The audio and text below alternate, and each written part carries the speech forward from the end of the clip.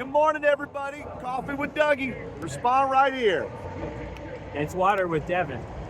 Water with Devin, coffee with Dougie. Respond right here. Water or coffee. Hey, good morning from Bristol Motor Speedway. Already temperatures in the 70s, and we are about to reach the pinnacle, the climax of an 850 green flag mile weekend here, unless there's overtime, of course, at the world's fastest half mile at Thunder Valley. Doug Turnbull, Devin Kupka.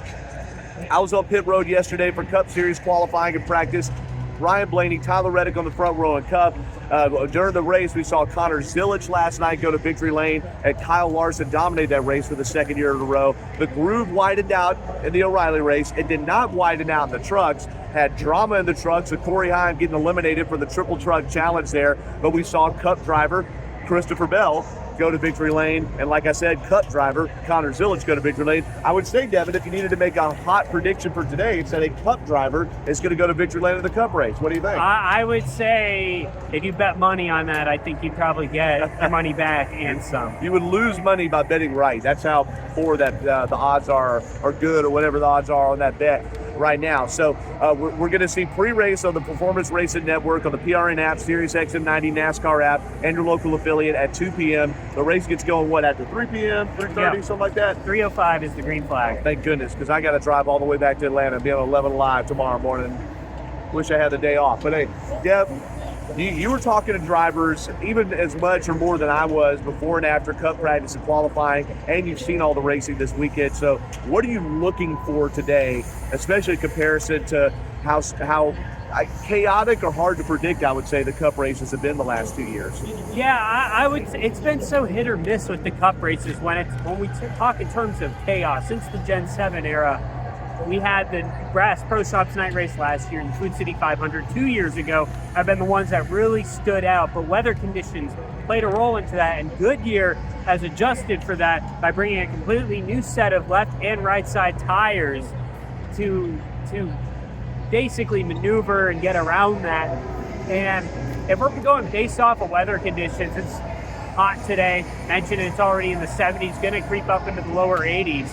I don't think we're going to see a whole bunch of tire wear today. But the thing I am going to be watching out for, Doug, is to see, does this second groove come in at all? We saw it in the O'Reilly race last night.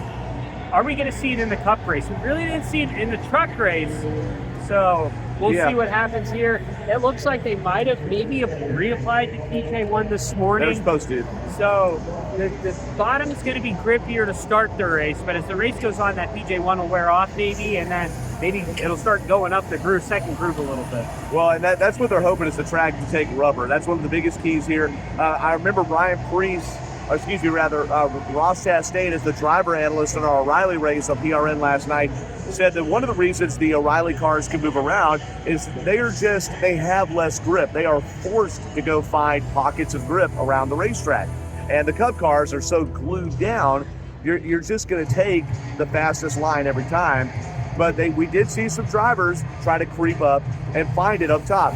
3 of the 4 Hendrick Motorsports cars, 3 of the 4 had right side scuffs. William Byron's car, who qualified 34th, wholesale changes made to it, if not an actual repair. I'm going to go check and see what that story is. So that they're a little bit off, by the way, but the drivers are going and searching for it if you're going up and hitting the wall. Alex Bowman's first race back, he came back a week early. He passed all the tests, although not ideal. He said to come back in a washing machine like Bristol when you have vertigo. He cleared everything, even did well on the simulator, so he'll be back. He's starting deep in the field today. Whole winter a year ago, as you pointed out to me, but I think he's just looking to get all the laps in and get his feet back under him there, Deb. So with all this being said, we don't know what the tires are going to do. Temps are much warmer than last spring and even warmer in the fall. What are you looking for? Who are you looking for? Checkered flag. Well, I would say, and I posted this on the 5 to Go podcast Facebook page, looking at Kyle Larson's stats since the Food City 500 last year, he's got a total of 20 top 10s.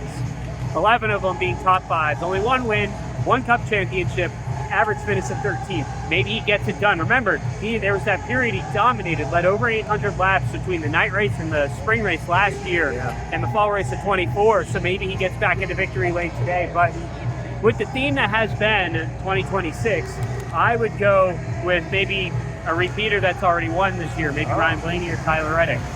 And they are the front row. Go figure. A couple of nuggets. So I'm going to say Christopher Bell, best driver in the Gen 7 era in this race car at Concrete Bristol. And also Chris Buescher, who was terrible at practice. I went up to him, hey, what was the difference in qualifying? We were just trying some stuff. If you have the confidence to try some stuff in a 25-minute practice session, I say that says something about it. Of course, Chris Buescher has won here and has not won since 2024 in any track. So 17 dark horse, 20 as the favorite for me. Also, I've got Ty Gibbs on mine to pit road, 208 laps led of the fall.